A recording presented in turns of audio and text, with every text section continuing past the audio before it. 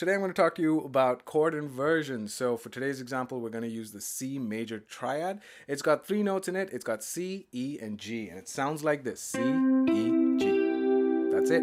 Okay. So now let's imagine this triad is kind of like a triangle. So on the top of the triangle, you've got C, which is the root, which is the name of the chord. Then you've got E, which is the third, which is the next most important because it defines whether the chord is a major chord or a minor chord. So in this case, we're looking at C major. And then the fifth is a G, which is kind of disposable, but let's not talk about it. So what we're going to do is we're going to look at a bunch of different chords that start on the third and then start on the G, which is the fifth as well.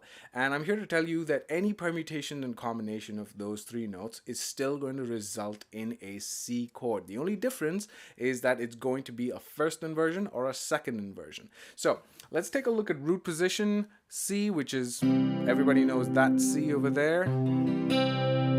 So if you were to start C, but not from the C, C is not the lowest note, now E is the lowest note, E is the third, right? So what if you started,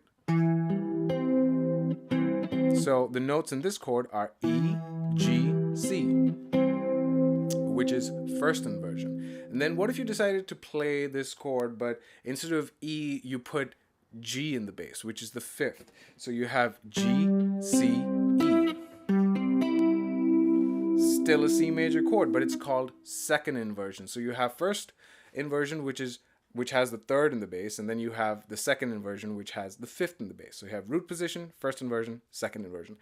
You also have third inversion, but that involves a seventh chord. We're not going to talk about that right now, but what we're going to get into is I have a loop of just a C note, and I'm going to play through a bunch of different chords, which are going to be root position, first inversion, second inversion, and so you can hear the difference between those sounds. So first root position,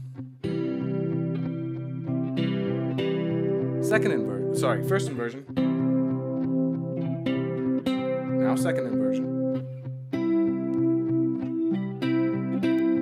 back to root position, first inversion, back to root, now second inversion,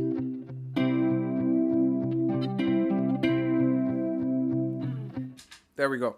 So those are the three chords over there. So you have root position, first inversion with the third in the bass, and then second inversion with the fifth in the bass. I hope that helps. I'll see you in the next one.